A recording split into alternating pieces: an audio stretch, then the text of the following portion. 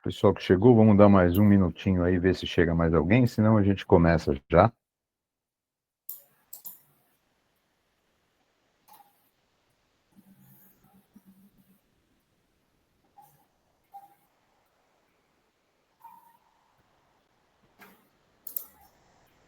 Laís, eu não estou a par se tem algum cerimonial, algum hino, alguma coisa assim. Não, só uma apresentação breve e eu passo a palavra para o senhor ficar mais à Tá vontade. ok, Usar o tempo como o senhor quiser. tá Quando o joia. senhor disser, se achar que já Eu podemos, acho eu que posso podemos, sim. iniciar. Então, é isso. Primeiramente, eu quero agradecer a sua presença por estar aqui participando do nosso evento. A presença de todos os colegas que estão aqui para assistir a palestra também, né? Muito importante. Já deixo avisado que, se surgirem dúvidas, questões, podem ir mandando no chat, para quando o professor terminar a apresentação, né? A gente conseguir talvez algum debate, alguma questão. Boa tarde, né? Uma honra em dar início a mais uma palestra nossa do dia de hoje, né?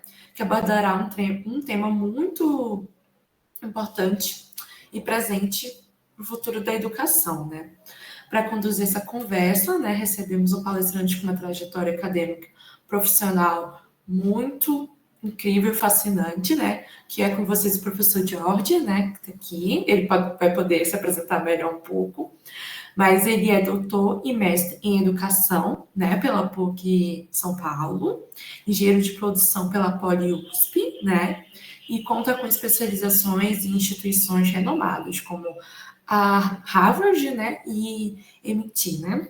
Atualmente diretor, né, da Pedagogic AI, inovação em aprendizagem, consultor internacional e colaborador do grupo de pesquisa de inteligência artificial na educação da Universidade de Oxford, né? Também é autor do livro A Escola com Inteligência Artificial Generativa e atua como conselheiro e mentor, unindo essa visão profunda de currículo, tecnologia e gestão. Vamos recebê-lo agora e eu passo a palavra para ele ficar à vontade. Obrigada, professor. Muito obrigado, Laís. Obrigado pela sua mediação aí, pela sua participação. Obrigado a vocês aqui presentes nessa sexta-feira. Já sextou. A gente está na prévia do happy hour, dependendo até onde a gente vai na conferência, no congresso e no trabalho de hoje, né? Muito feliz com o convite, né? Eu já vou começar fazendo uma brincadeira com vocês, que eu vou pedir para vocês escolherem, porque eu achei o nome do congresso muito feliz. Ciências Humanas e Transformação Digital. Mas aí vocês podem escolher, hoje na palestra do professor Moran, ele falou uma coisa que me acendeu uma faísca.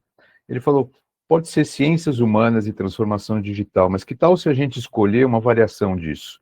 E vocês, no final, eu vou provocá-los a qual variação vocês acham melhor.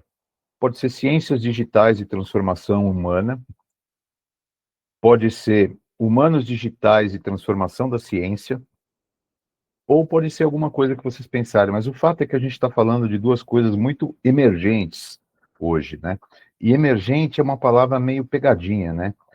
Quem de vocês tem bem claro que a palavra emergência? Levanta a mão ou dá um joinha aí. O que é uma emergência? O CNI já falou, né? Só que a gente confunde um pouco. O que é a palavra emergir? Quem quiser, procura aí no Google, ou uma pensa, emergir é vir à tona, é aparecer. Em português, quando a gente fala emergência, a gente vai direto com aquela questão de emergência, uma emergência médica, alguma coisa assim. Mas emergência é surgência, é aparecer alguma coisa também. Então tem esses dois significados. E o que eu vim falar hoje aqui com vocês é que a mediação docente aumentada é uma emergência que a gente tem que lidar. E aí depois, no final, também a gente vai retomar isso, porque eu gostaria de ouvir de vocês, para vocês qualificarem essa frase. Se vocês concordam ou não concordam, e que tipo de emergência a gente está falando. Se é uma emergência de urgência, de emergência de ambulância, ou uma emergência de surgimento, né, de vir à tona. E é isso que a gente vai falar aqui hoje. Tá ok? Eu não perguntei, vocês estão me ouvindo bem? O volume tá ok? Então tá jóia. Obrigado, Rubens, Alcenir, que vocês estão presentes aí mandando joinha.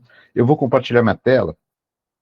Enquanto isso, eu vou falando com vocês que eu tenho por princípio garantir 100% de resposta, mesmo que seja não sei, né? Então, hoje, fiquem à vontade para interromper, para botar no chat, etc. E a gente vai falando um pouco desse termo que eu acabei cunhando, que é mediação docente aumentada. E primeira coisa que eu gostaria de falar com vocês é qual a ideia dessa uma horinha aqui, né? 3 grandes partes, fazer agora uma introdução, depois o conceito, e depois a gente tem um diálogo para falar de mediação docente aumentada. O que eu botei como objetivo para nós aqui é um objetivo geral da gente ter uma perspectiva e reflexão de como utilizar a IA generativa para potencializar a mediação humana da aprendizagem em 3 objetivos específicos. A gente conceitualizar a inteligência artificial generativa.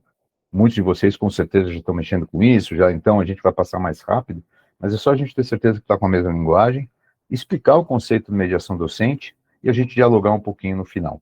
Tudo bem? Está alinhado com o que vocês estão pensando aí? Então vamos em frente. Primeiro eu gostaria de me apresentar um pouquinho, e eu acho que uma coisa boa que me apresenta é essa pergunta master que eu tenho, que depois de muito tempo da minha carreira, que eu vou mostrar aí para vocês no próximo slide, é uma pergunta que eu sempre encaixo todos os meus projetos. Tem que fazer sentido. Tem que responder de alguma maneira como nós podemos aprender melhor aquilo que realmente importa para evoluirmos como sociedade. Então, eu faço projetos desde educação básica até pós-graduação, educação corporativa, sempre com esse olhar, né? Como é que a gente pode pensar um jeito melhor de aprender? E como é que eu cheguei nessa pergunta? Eu sou um, opa, eu sou um engenheiro de produção que virou um engenheiro de aprendizagem. Então, eu fiz engenharia de produção na USP, na Poli, daí eu fui trabalhar com logística, com melhoria de processos, planejamento integrado, industrial mesmo. Eu percebi que a gente não muda processos sem mudar pessoas. Fui trabalhar com treinamento e desenvolvimento, onde meu foco era desenvolvimento de pessoas, e daí eu falei que, às vezes, a gente, quando adultos, né, em educação corporativa ou educação continuada, a gente acaba tendo aquela percepção de puxa, se eu tivesse aprendido, se a criança ou jovem que eu fui tivesse aprendido isso antes, seria melhor. E eu decidi ir para a educação. Fiz mestrado em educação, comecei a trabalhar com inovação social, e aí eu me dei conta que a gente fala de educação porque educação é o jeito que nós institucionalizamos, né, a entrega de conhecimento. Mas, no fundo, o que está se falando é de aprendizagem e transformação, né? Então, eu falo de educação, mas eu acho que o grande modelo que a gente persegue, o que eu persigo, é a gente está perseguindo um modelo novo de aprendizagem, de entregar aprendizagem para um ser humano ao longo da vida, que hoje em dia está desenhado e vem sido entregue através de educação básica, educação superior, pós-graduação, cursos livres. Mas agora, principalmente com a IA generativa, está mudando. E aí foi justamente isso que, a partir de 2023, eu mergulhei, né? Então, eu sou organizador junto com a Lara Crivellaro, não sei se a Lara está aqui, eu vi que a Lana está aqui, a Lana é autora do livro também, uma das autoras. É um livro com 11 capítulos, 17 autores, que fala da escola com inteligência artificial generativa, né? Então, é um livro que a Lana está aqui, obrigado, Lana, é, ficamos todos muito felizes que entrou como uma referência importante no documento do MEC, que é esse documento referencial para desenvolvimento e uso responsável da inteligência artificial na educação, né? Então, vários capítulos, o livro como um todo foi citado, e ultimamente eu tenho me debruçado bastante sobre o tema, e é isso que eu vim falar aqui. Mas antes de continuar, eu queria ouvir um pouco de vocês, né? Então, vamos ver a melhor maneira de a gente fazer essa pesquisa aqui. Eu queria que vocês se manifestassem. Espera aí, que eu mudei de tela e perdi vocês. Aqui. Que vocês se manifestassem. Quem já usou e percebeu o benefício na inteligência artificial generativa? Manda um joinha aí. Quem já usou e percebeu um benefício? Dedalva, Rubens, Laís, Alana com certeza. Estou vendo aí. Agora, quanto usa diariamente? Diariamente ou não? Que frequência? Então, botem aí no chat, por favor. Se usa todo dia, várias vezes. 2, uns dias por semana. 3, já usei algumas vezes, assim, umas 5 a 20 vezes. E 4, nunca usei. Olha lá. Rubens, José Dalva, 1, todo mundo. Então aqui eu vou cortar metade da minha apresentação aqui. Todo mundo já é heavy user. Alana, você está sendo modesta, hein? Perfeito. Então, já tem um pouco do nosso contexto aqui, né? Agora, já que vocês são já usuários frequentes, digamos assim, eu vou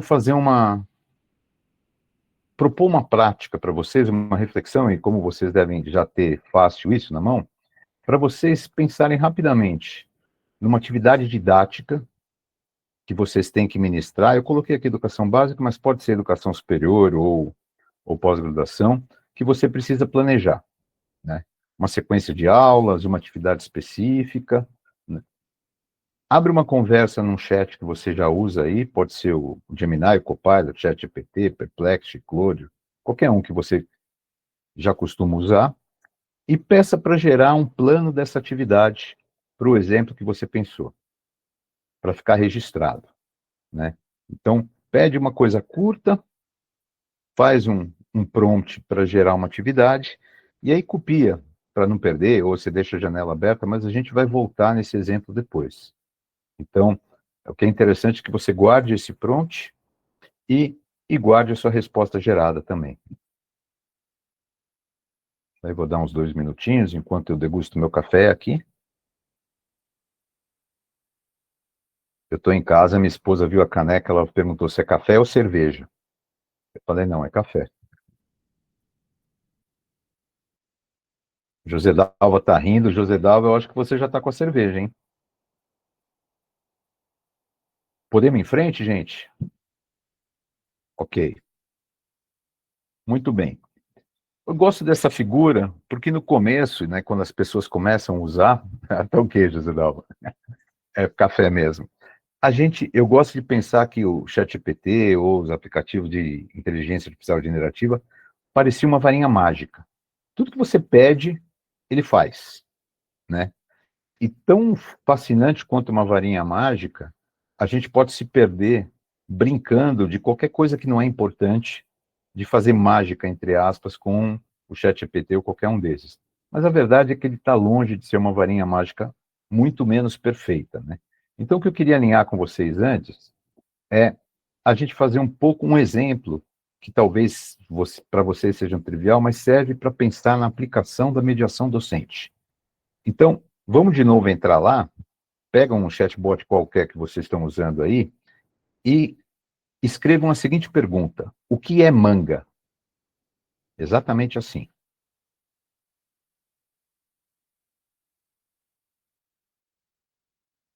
Aí, vamos ver aqui.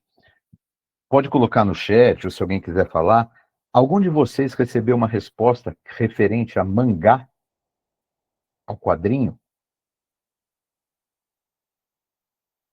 Rubens recebeu mangá, com certeza a Lana também apareceu mangá. Então aí já tem um erro grave, né? Olha lá, obrigado, alguém colocou aqui. Agora, algum de vocês recebeu uma resposta que tem vários significados? Que fala Tem manga, tem mangá, manga de camisa, manga de tecido, etc, né? O DeepSeek me deu essas duas opções, o mangá dos desenhos Uhum. e a opção da fruta. Mas não deu manga de camisa. Não. Alguém de vocês teve uma resposta relativa a uma parte mecânica? Manga de chuva, a Josedalva teve. A Lana teve uma peça mecânica?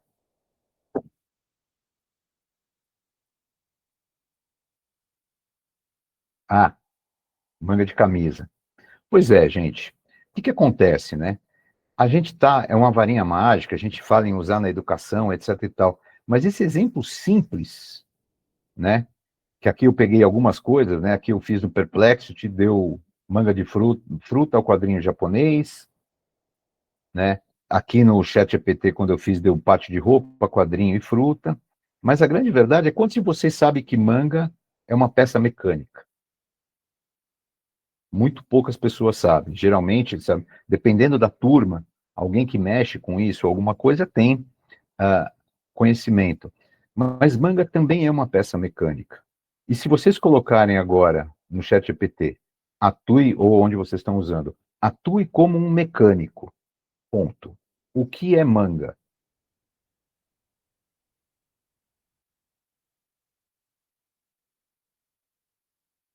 E vejam se aparece alguma coisa mecânica.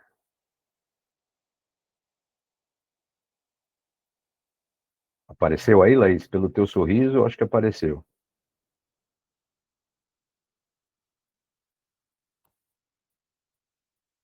É uma peça fundamental, componente cilíndrico, olha lá, quem colocou aqui, eu tô vendo. O Willy. Obrigado, Willy. Né? Então, por que que acontece isso? Aqui eu fiz a mesma coisa, apareceu essa peça que é uma manga de eixo. Essa peça que aparece aqui no quadrinho que está à esquerda. Né? Então, por que que acontece isso? Primeiro, propus isso para a gente ficar bem claro. Está longe de ser perfeito. Uma palavra como essa, que tem vários significados, erra no acento nas mais diversas ferramentas. Ela pode dar uma resposta que fala três, a gente fala, tudo bem, errou no mangá, mas falou manga de roupa e de manga de camisa. Mas não acrescentou nos repertórios. Se não fosse eu falar esse exercício, a maioria de nós sairia daqui sem saber que manga também é uma peça mecânica, né? Então, isso é um exemplo super importante para a gente ter em mente. Eu uso essa figurinha para a gente lembrar uma manga fruta, uma manga de camisa e um caminhão, né? Que a gente tem que saber do que a gente está falando. Eu vou passar rápido, porque vocês já devem ter visto isso milhares de vezes, mas uma coisa é falar de inteligência artificial, que é uma área específica da ciência da computação, que diz respeito a programas ou máquinas que simulam tarefas que normalmente exigem a inteligência humana. A gente tem isso no dia a dia com o Waze, com Netflix, com Spotify, com Word, que nada mais fazem do que identificar padrões, no caso do Word ou de um corretor de texto qualquer, ele identifica uma palavra, ele tem um banco de dados de palavras em vários idiomas, você escolhe o idioma que ele vai trabalhar e aí ele fala, opa, nesse idioma não tem essa palavra. Ou ele corrige para uma mais próxima, ou ele bota uma cobrinha vermelha, e ele fala, olha, isso aqui não está de acordo com o que costuma ser, com base no que ele foi treinado. O Waze e o Netflix, eles têm mecanismos diferentes, mas é sempre a ideia de identificar padrão em situação pré-definida e sugerir uma decisão para a gente. Isso são mecanismos, grosso modo, tem várias especificidades maiores, mas a inteligência artificial, como ela era antes da inteligência artificial generativa. Por outro lado, quando surgiu a inteligência artificial generativa, é um detalhe maior dentro, uma especificidade maior dentro da inteligência artificial, que funciona com enorme poder computacional e faz cálculos matemáticos, codifica ou palavras que a gente fala e escreve, ou imagens que a gente coloca, nada mais faz do que codificar e procurar numa enorme base de dados que ele tem também decodificado, qual é a mais provável próxima palavra, né? Então, o que ele faz, na verdade, nada mais é do que identificar o padrão na nossa linguagem, ele cruza com o que ele tem treinado, o que ele foi alimentado, e sempre faz o cálculo da próxima palavra mais provável. Quer ver um jeito fácil da gente entender isso? Eu vou falar uma frase e vocês vão completar, tá bom? Pode falar, pode escrever ou pode pensar. Estão prontos? Quem está aí está acordado? Então vamos lá, olha. É difícil, hein? Vamos lá. A palavra... Qual a próxima palavra? Ah, eu estou na tela errada, não está mudando. Atirei o pau no... Atenção, atenção. Gato. Gato, né? Não tem dúvida. Por que que acontece isso? Porque a gente tem essa sequência muito clara na cabeça. Estatisticamente, a maior chance de eu estar falando uma frase conhecida e pedir para vocês complementarem é atirei o pau no gato, não é atirei o pau no carro, não é atirei o pau no lago, não é atirei o pau no meu irmão, porque a gente já tem essa frase, entre aspas, treinada e estatisticamente muito consolidada na nossa cabeça. O computador nada mais faz do que a mesma coisa, só que depende dos dados que eles foram treinados, né? Todos esses aplicativos de inteligência artificial, eles foram treinados em muitos dados, alguns deles acessam a internet, então a base de dados deles, com certeza, é grande, pode ter algumas limitações e é acessada muito rápido. Então isso faz com que tenha uma qualidade de rapidez e acesso a um conhecimento que não é comparável com o que a gente consegue fazer sem eles, né? Então, a pergunta de qualquer assunto que a gente demoraria muito para pesquisar, ele consegue acessar e trazer de volta uma resposta convincente, né? Ele dá uma resposta convincente com o formato e estilo que a gente pede. Opa! Possibilita criar textos, resumos, avaliações, o que for, de um jeito bem flexível, e a gente ainda pode criar imagens e vídeos cada vez melhor que a gente nunca imaginaria criar. Então, isso é incontestável. Isso ganha dos humanos facilmente, né? O grande problema é que ele não tem compromisso algum com a verdade. Ele simplesmente não conhece nada do que fala e ele busca uma base de dados que ele foi treinado a potencial mais provável próxima palavra. Outra questão importante, tem tendências e vieses que a gente vai fazer, conforme a base de dados, ele depende de como a gente pergunta, vocês têm o exemplo da manga aí que está bem claro, e não tem explicabilidade e replicabilidade, né? Se a gente fizer a mesma pergunta duas vezes, nada garante, primeiro, que a resposta vai ser igual, e segundo, que ele vai te explicar de onde veio aquilo, e se explicar, que é um critério que diz respeito à sua realidade. Então, talvez se eu fosse deixar a mensagem principal aqui, é que a gente está falando, de um lado, muitos dados de acesso muito rápido, e de outro lado, poucas conexões e relações não contextualizadas. As conexões, quem faz somos nós. Quem liga um conceito a outro, quem sabe o que está querendo, quem conhece o contexto, somos nós, né? Então, se a gente não falar que a manga é para atuar como um mecânico, para pensar como um mecânico, ele vai trazer a probabilidade que ele tem nos bases de dados treinados dele, né? Então, isso é fundamental. E o que que a gente faz quando a gente fala atue como um mecânico?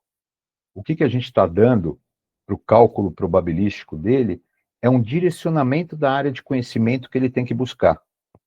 Então, quando eu encapsulo o conhecimento dentro da mecânica, a questão da manga-fruta, do mangá e da manga de tecido tem uma probabilidade de aparecer muito menor, porque ele está procurando na área de conhecimento da mecânica. Tá claro isso, gente? Posso estar chovendo no molhado para alguns, mas eu acho que isso é fundamental a gente deixar bem claro, né? E a questão de vieses, né? Por que que é vieses? Porque é com base naquilo que ele foi treinado. Então, se eu fizer essa brincadeira aqui que eu fiz, gere uma imagem de um grupo de pessoas bem-sucedidas sentados ao redor de uma mesa de jantar. Olha o que aparece aí. Uma mesa de jantar branca, com copos de vinho, homens de gravata, mulheres de... me ajudem aí, o que que é isso? Um terninho, taier, não sei. Né? Dá para ver a figura aí?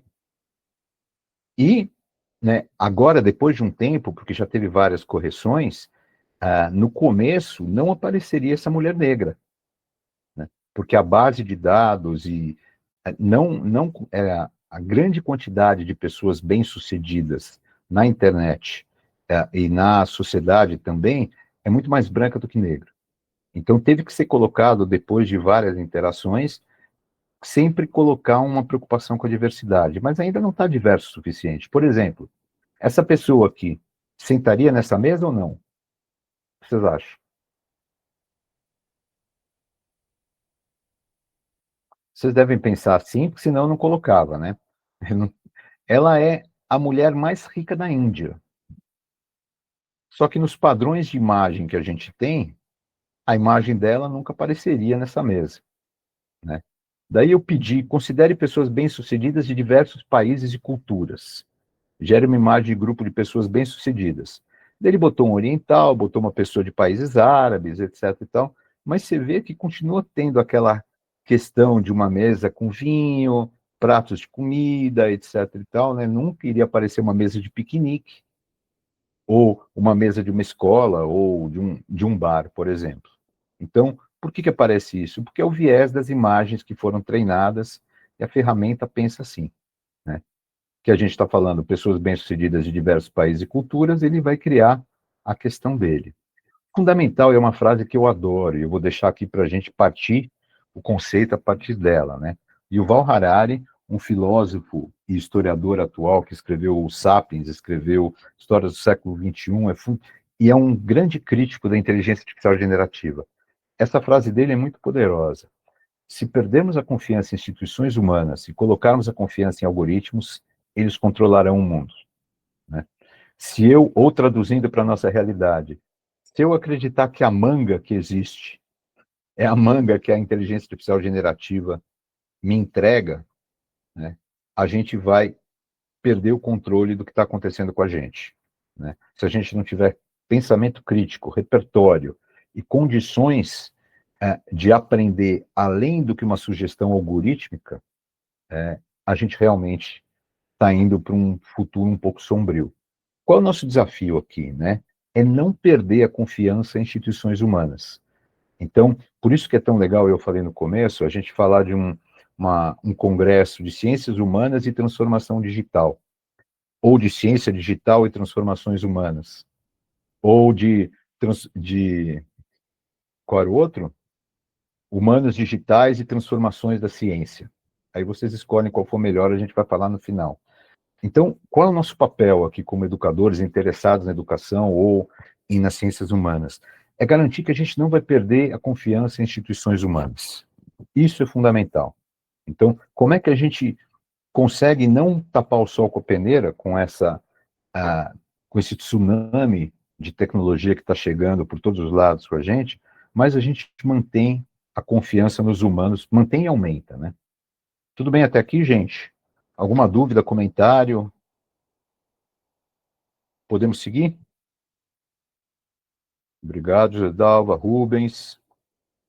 Vamos adiante. Como é que a gente faz isso? E qual o meu capítulo do livro é justamente esse, de mediação docente aumentada. E por que eu chamei de mediação docente aumentada?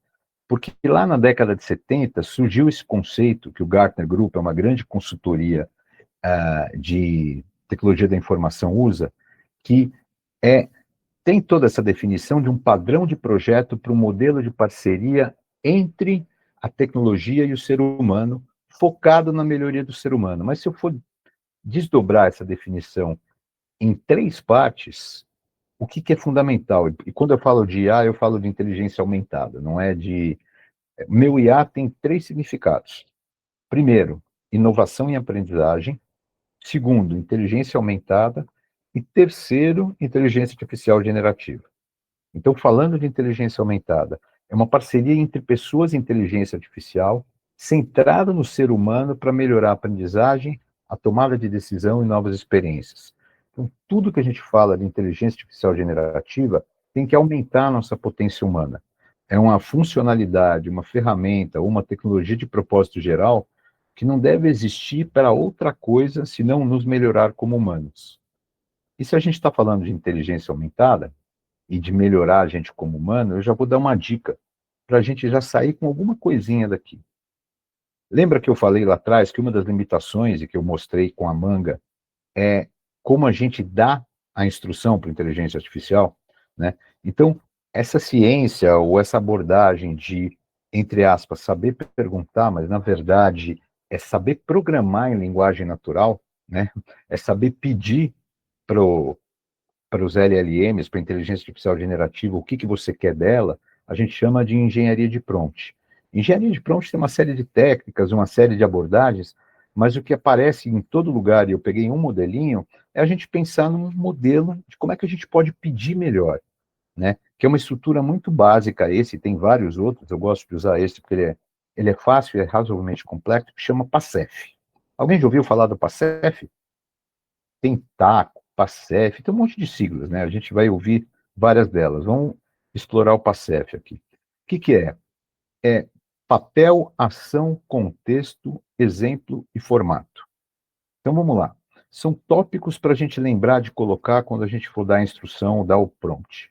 Aqui eu vou pensar num ambiente escolar ou num estudante. Então, papel. Atue como, pode ser um professor especialista de uma área ou um estudante do 8º ano. Eu estou sempre dando esses dois exemplos. Ação. Esse professor especialista elabore um plano de aula e se eu quero que o ChatGPT ou a ferramenta atue como estudante, elabore um roteiro de estudo. Contexto. Se for o professor, considere que a classe está com dificuldade em algum tópico e precisa de revisão, e se for um aluno pedindo um plano de estudo, considere que o professor irá cobrar toda a matéria do ano. Exemplo. Use como exemplo, e aí eu posso alimentar ou colocar alguma frase, o plano do ano passado ou o roteiro da turma B. E o formato, eu posso formatar, pedir para formatar a resposta num certo padrão. Então, o que eu estou fazendo aqui? Eu estou estruturando a instrução para garantir que ele faça que nem quando a gente fez com a manga, ele tem uma restrição da área de conhecimento, ele tenha bem claro o que eu quero dele, tem um formato e tem um contexto. Ficou claro isso, gente? Então, se eu fosse passar uma vez só, se fosse um professor, faz de conta que eu sou professor de geografia do 9º ano, né, e eu quero que ele prepare um plano de aula para mim.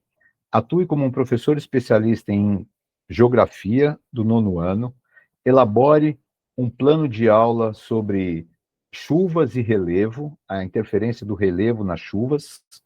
Considere que a classe está voltando das férias, teve essa matéria no semestre passado, mas não está, precisa de uma revisão. Use como exemplo, eu posso copiar ou até colocar um arquivo, né? Use como exemplo a questão ou atividade que está no arquivo X, que eu posso colocar na própria janela de contexto, e formate a sua proposta de acordo com o plano de aula da minha escola. Então, o que eu estou fazendo é pura e simplesmente organizando o meu pedido para ele, né? E isso faz uma diferença enorme.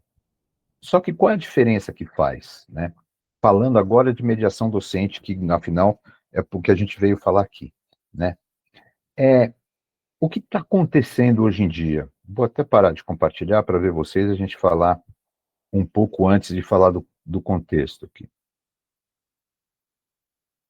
O que está acontecendo hoje em dia, né? E cada vez mais?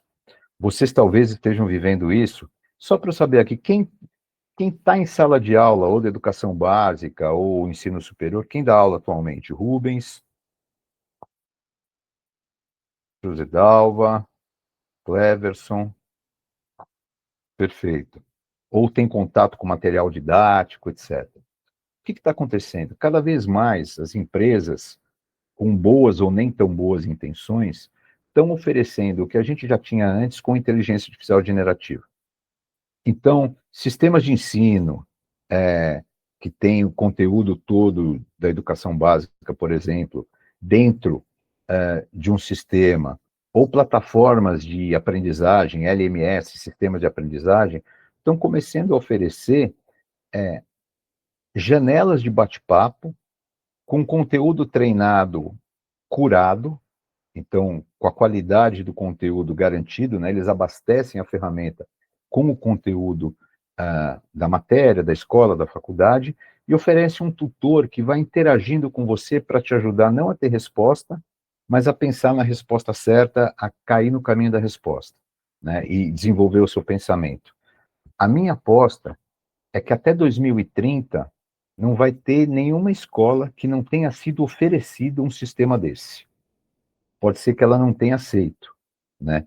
Mas que a gente vai ter tecnologia e cada vez mais, a cada meses, aparece um fornecedor que já tem um tutor dentro, que já tem um sistema de bate-papo com um conteúdo específico acontecendo, já tem isso.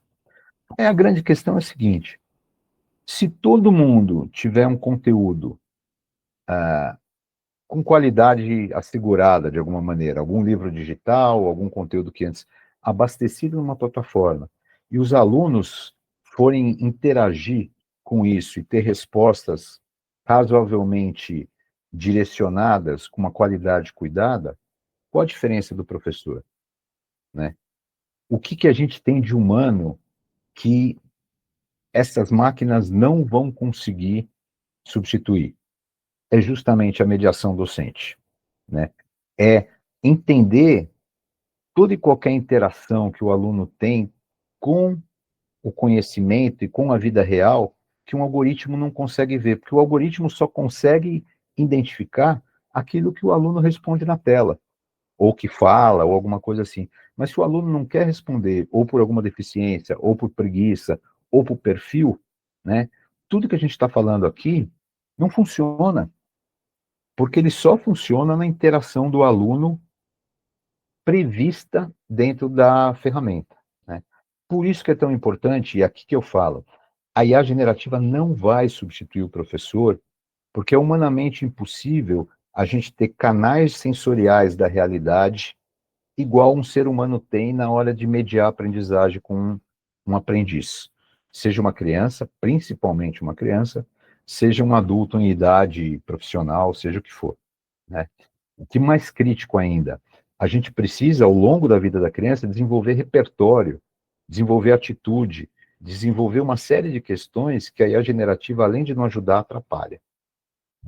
Por isso, né, falando de mediação, voltando aqui para a gente conversar da tela, por que que é importante a mediação docente aumentada e o que que é a mediação docente aumentada? É principalmente a habilidade, se a gente for pensar num PASEF, que o humano tem que existir para caracterizar esse contexto de uma maneira real, né? Porque, por exemplo, faz de conta que o Rubens e quem mais aqui? Deixa eu ver aqui, minha janelinha ficou pequena, não estou vendo o nome de todo mundo. O Rubens e a José Dalva e o Cleverson dão aula na mesma escola, né? Ou melhor, a José Dalva dá aula numa escola para a turma A e para a turma B. A escola tem uma ferramenta de inteligência artificial generativa, né? O que que vai fazer a diferença da turma A para a turma B? É o contexto que a José Dalva vai, com o olhar humano e com a percepção humana, conseguir colocar na ferramenta. Se ela não fizer isso, a ferramenta não vai fazer sozinha. Principalmente considerando que nem todos os alunos da turma A e da turma B vão ficar interagindo com o exercício da maneira que a gente previa, né?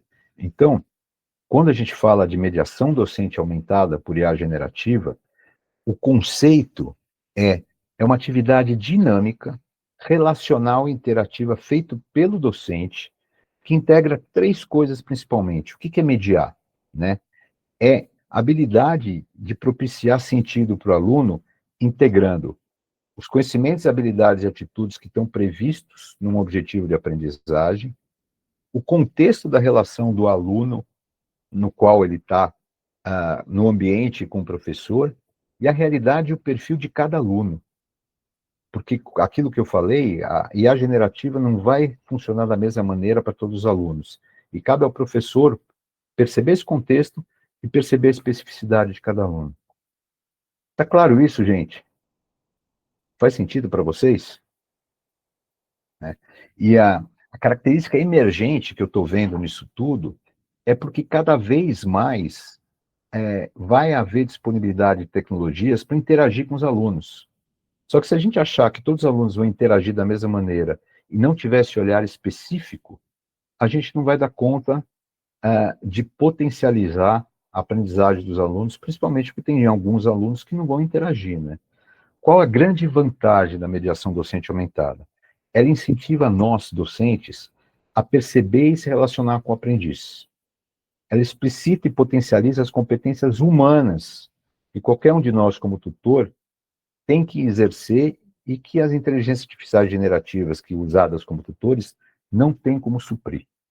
E, principalmente, ela compreende que a situação momentânea de uma turma ou de um aluno influencia na maneira pela qual ele se relaciona com o tutor, né? Então, é ingênuo a gente achar que todos os alunos, durante todo o tempo, todas as competências vão interagir da mesma maneira com IA generativa. Eu esqueci de fazer uma ressalva aqui. Eu estou falando aqui só de conhecimentos, habilidades e atitudes que dão conta de ser tratados no meio digital. Mas se eu for falar de relacionamento humano, de predisposição ao risco, de contato com a natureza, de uma série de coisas, não tem jeito algum da gente substituir uma interação humana pela interação digital. A gente viu bem isso na pandemia. Então vamos lá, o que é essa mediação docente aumentada? Eu estou falando principalmente de 5 competências.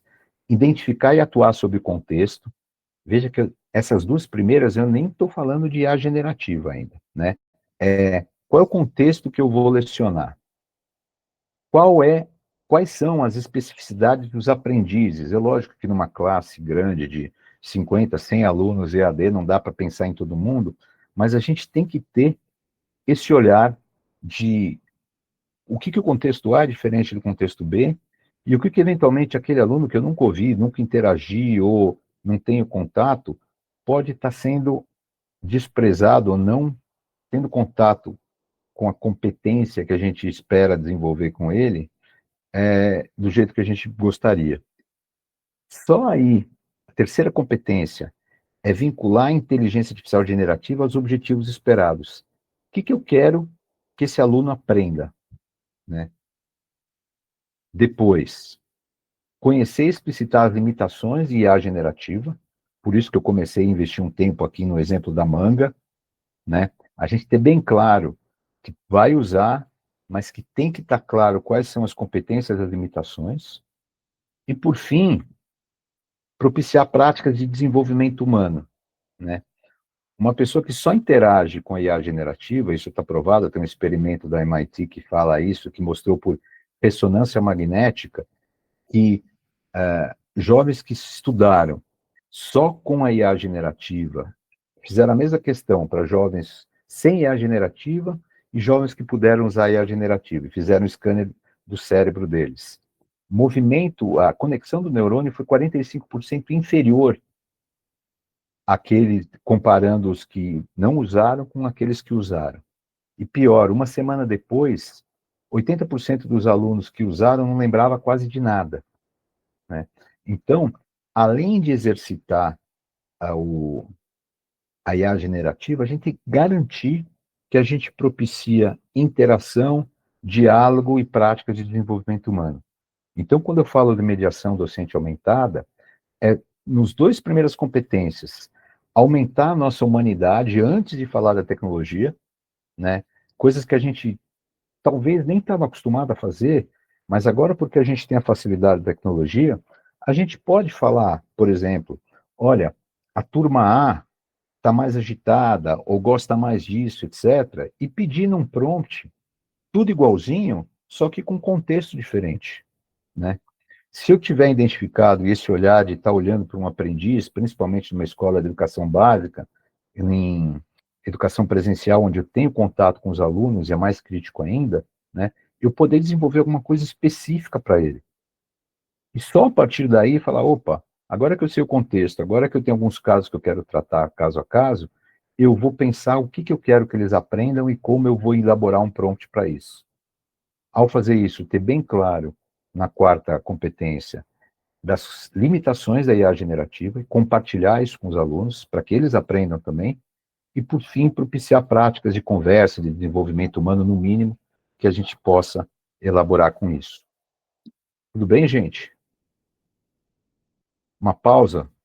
Alguma dúvida? Essas 2 telas é um momento crucial do que a gente está falando aqui. Então, se vocês tiverem alguma dúvida, algum comentário que vale a pena, fique à vontade. Sair daqui com incômodo ou dúvida é crítico para os nossos próximos passos. Quem cala consente ou quem cala está ausente? Então, quem cala consente. Deixa eu ver. Então, tá bom. O Rubens colocou aqui, agora que eu vi, não sei se foi agora, Rubens. Importante pensar no impacto ambiental também. Ótimo ponto, Rubens. Eu confesso que eu quero me aprofundar mais no assunto. Eu fico incomodado com isso, mas outro dia eu vi um post e não fui atrás, hein? É uma pessoa que eu confio, mas que comparava o uso de IA generativa com comer um hambúrguer, né? E a gente via que comer um hambúrguer também é muito crítico, né? Pela pegada ecológica da água, de emissão de gás metano e por aí vai, né? Então, eu acho que a gente não pode fechar o olho. Confesso que eu estou atrás nisso aqui, eu preciso ir atrás e ver de fato o quanto a gente faz, né? Mas com certeza dá para falar uma coisa, Rubens. Então tá aí. Ele é vegetariano. Eu acho que a gente tem que pensar em não usar indiscriminadamente. Mesmo sem saber quantificar com detalhe o impacto, se a gente sabe que usa muita energia, sabe que usa muita água, eu tenho que usar com intencionalidade pedagógica para atingir os objetivos de aprendizagem e não para ficar brincando como se fosse uma varinha mágica sem custo algum. Eu acho que é por aí. Beleza? Então vamos em frente, deixa eu ver o nosso tempo. Eu acho que eu vou passar batido aqui. Isso é legal, uma coisa a gente pensar, né? Que eu gosto de pensar o contexto, né? E essa habilidade humana de olhar o contexto, pensando numa receita onde você tem bem claro os ingredientes, você tem bem claro as quantidades, os processos, mas, por exemplo, não está muito bem definido o forno, não está muito bem definida a panela. Então, você acha que você sabe fazer, mas o contexto que você vai colocar esses ingredientes é totalmente diferente. Então, o tempo vai ser diferente, né? Quando você vai, ou quando você cozinha, quem já cozinhou em montanha, no nível do mar, sabe que a pressão atmosférica faz diferença para ferver a água, por exemplo, né? O tempo de fervura da água é diferente, então, o tempo de cozimento é diferente. Então, a questão do contexto é fundamental. Não adianta ter a receita correta, né, se a gente não consegue identificar as especificidades. E aí, pensando da engenharia de contexto na prática, porque no começo se falava muito de engenharia de prompt, mas tem uma área de conhecimento que é engenharia de contexto, que é como é que a gente caracteriza um contexto diferente do outro. E a primeira habilidade, competência que eu coloquei na mediação docente aumentada, né? Então, se a gente for pensar numa aula, né, pensar que interesses e motivações dos alunos são diferentes um para o outro. Aquela turma, pensar numa escola ou numa faculdade, eu dei aula na PUC na graduação, na sexta-feira à noite e na quarta-feira à noite. Eram os piores horários que tinha jogo de futebol, né? Então o pessoal ia tomar cerveja, não ia na aula, saía no meio, era bem crítico, né? Então é diferente você dar uma aula numa quarta à noite, na última aula, ou uma aula numa terça-feira à noite, na primeira aula. E fatos cotidianos, exemplos para dar relevância do tema, né? Você pode estar lecionando para criança, para adulto, para profissional, e estar sempre atento o que está acontecendo no mundo e qual a relevância desse acontecimento para a aula que eu vou dar e para o significado que eu vou fechar com essas crianças, né? E como é que a gente pode fazer isso? Uma regra básica primeiro, estar atento a essas diferenças, né? Só a questão de você botar o olhar para isso, observar, perceber, registrar o que está acontecendo no contexto, você já tem como saber, né? Uma coisa que eu faço quando eu estou dando aula presencial, em um prédio que eu não conheço, que as pessoas estão lá, eu falei, por exemplo, né, para a gente pensar, ligar outro olhar, outra perspectiva de observação. Se pegar fogo nesse prédio, aonde fica a escada de incêndio? E é impressionante, quando a gente vai num outro prédio, num outro lugar, que não é um tipo de preocupação que as pessoas têm. Graças a Deus nunca precisou, eu sempre faço essa brincadeira, mas é a questão de, a partir daí, quando a gente começa a ter essa fichinha na cabeça, as pessoas falam, Jorge, eu nunca mais vou para uma aula num lugar desconhecido sem me preocupar onde é a escala de incêndio. Então, a ideia agora é que nós, ao perceber uma situação de aprendizagem, a pensar numa situação de aprendizagem, a gente começa a pensar no contexto. Depois, refletir sobre os vieses pessoais e ajustes necessários. Pensar, né, o que aquele contexto pode estar disparando de vieses nossos e nos próprios alunos, né?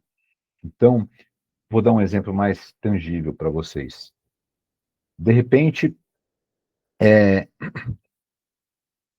você vai dar uma aula num contexto totalmente diferente e você sabe que um professor ou uma professora com você nunca foi dar aula naquele contexto.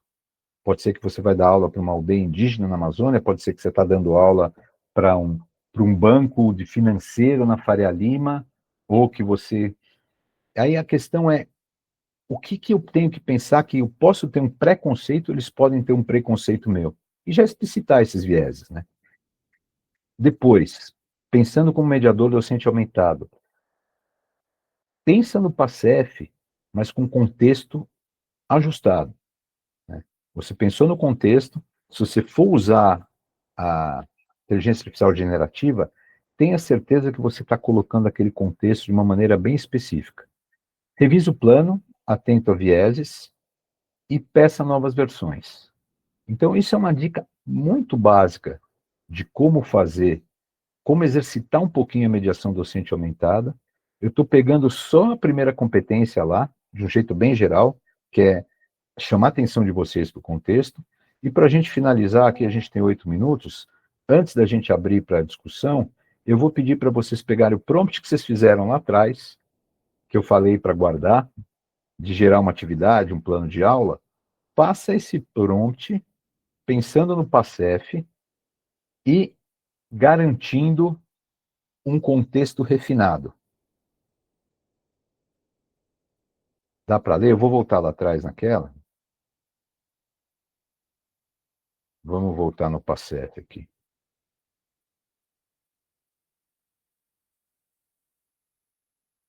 Então, lembrando, pensem numa atividade, num plano de atividade ou num plano de aula, peçam para um aplicativo de inteligência artificial que vocês estão usando, fazer essa atividade, mas dessa maneirinha estruturada do PASEF. E aí depois a gente vai comparar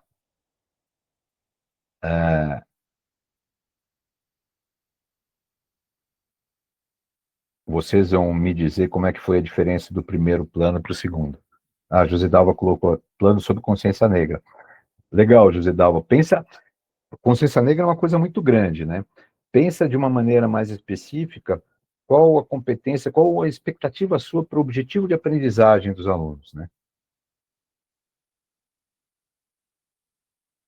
Isso é um pouco na competência 3, que não vai dar tempo de detalhar, que é um curso mais extenso que eu tenho, que a gente detalha, investe tempo em cada uma das competências, para que o professor saia de um nível não consciente ou inoperante, né? Eu tenho uma rubrica para isso, no livro eu desenvolvi uma rubrica, onde cada uma das 5 competências tem 5 níveis, tem 4 níveis. E aí, a ideia do curso é a gente ir trabalhando cada um desse nível. Laís falou, o plano foi para aula sobre antropologia. Legal. Você fez o mesmo plano antes e depois, Laís? O primeiro prompt eu fiz muito genérico, e aí ele deu. Aí na segunda, quando ele respondeu, eu falei para ele ir com bases científicas, em textos científicos, e aí ele deu alguns nomes, assim, para 4 aulas. Melhorou? Mas melhorou. Muito Eu primeiro legal. vacilei, não fui pelo contexto. Aí ele deu uma coisa super genérica, assim. Uhum. Olha lá, o Rubens falando que o segundo foi bem melhor. Muito legal, gente. E a ideia é exatamente essa. O que a gente fez hoje aqui foi experimentar um pouquinho de uma competência específica que eu proponho, que é de contexto, né? Mas a grande mudança que vai fazer o potencial da IA generativa acontecer somos nós, né? Eu gosto de falar, e por isso que eu falei no começo, né? eu acho que é muito mais a transformação humana na ciência digital do que a ciência humana na transformação digital. A transformação começa com a gente e termina com a gente, né? Então, opa, deixa eu avançar aqui, só que eu estou de olho no tempo. O que a gente tem que fazer, retomando o Harari aí, é a gente garantir que a gente está usando com confiança, cada um de nós garantir que estamos usando com confiança a ferramenta que está disponível. Assumir isso para a gente, desenvolver e passar isso para os alunos também, né? Uma mediação docente aumentada passa por adquirir competência de usar e mostrar para os alunos exemplos tão simples quanto o da manga, ou atividades em que os alunos de fato vão perceber o erro e a gente explicar por que erra. Essa teoria que a gente simplificou aqui, que eu simplifiquei, que é uma busca estatística, atirei o pau no gato, etc. Mas esse é o conhecimento básico que a gente tem que ter para a gente garantir que a gente está usando, né? Somente nós, humanos, somos capazes de acessar esses canais sensoriais que dão sentido à realidade, né? Então, se nós não fizermos, ressaltarmos e aproveitarmos isso, a gente corre o risco de cair no alerta que o Harari coloca, né? Então, a mediação docente aumentada é uma maneira de identificarmos e reforçarmos esses canais, então, nosso e dos nossos alunos. Então, a minha parte está por aqui. Temos 5 minutos ainda, na verdade, quase um pouco menos, né, para ouvir de vocês, se vocês têm algum comentário, se vocês, aquela pergunta que eu fiz para vocês no começo, né, de que tipo de emergência vocês veem na mediação docente aumentada? Ou o que vocês estão pensando em fazer diferente a partir de agora? Aí, quem tiver vontade para falar, é só levantar a mão. A gente tem 3 minutos. Dúvidas também, eu garanti 100% de dúvidas.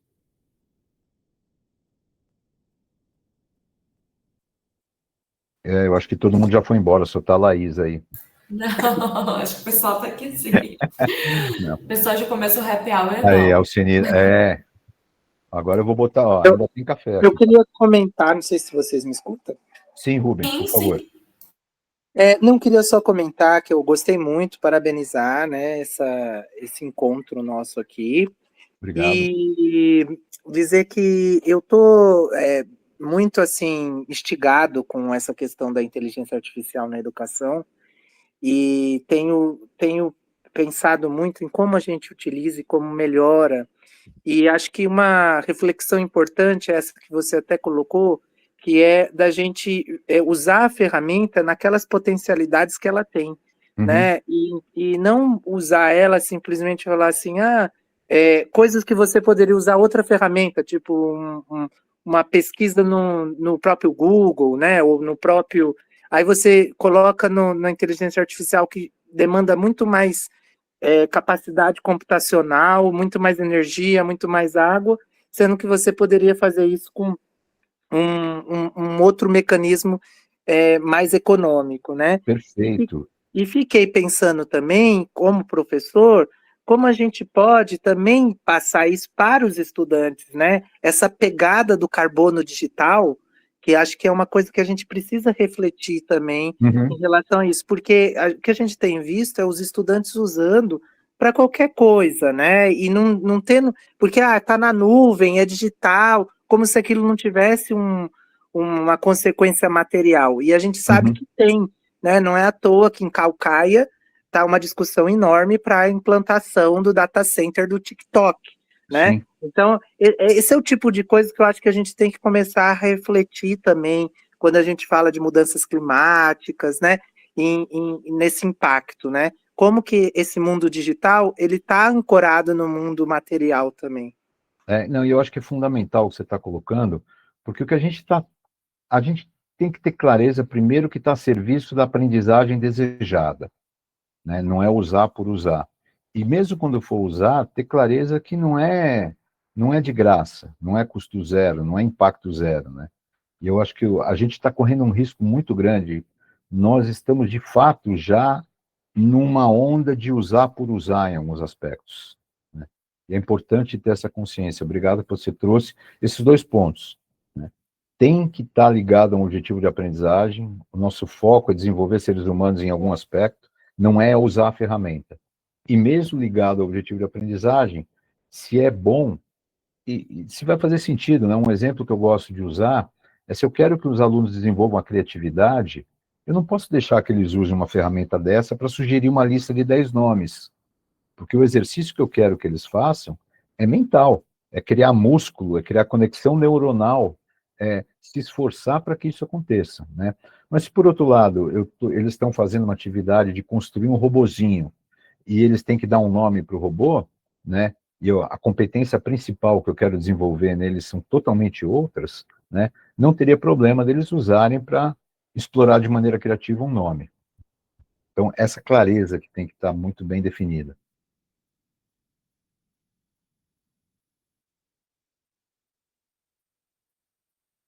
Muito bem. Bom, se não tiver mais dúvidas, eu fico aqui. Tem alguma, não?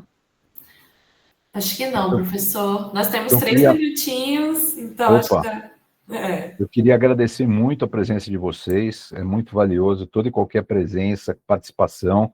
Sexta-feira, fim de tarde, digital, então é realmente muito rico ter oportunidade de compartilhar, de trocar um pouco. Eu não ouvi tanto vocês, mas eu acho que é agradecer a organização, a oportunidade e a presença física e energética de vocês. Aí eu sei que nem todo mundo abre a tela, eu também assisti 2 hoje só ouvindo, e é muito bom. Obrigado, Lara, obrigado a todos vocês. Ô, Cleverson, você é real. Obrigado, gente. Obrigada, gente. Obrigada, Ótimo fim de semana, professor. ótima sexta-feira. Oi, Lara. Alceni, Muito Simone. Obrigado, Laís, Bom fim pela de ajuda semana, e pela participação. obrigada, professor. Obrigada a Tchau. todos que participaram. Tchau, gente. Até o próximo palestra. Até. Até.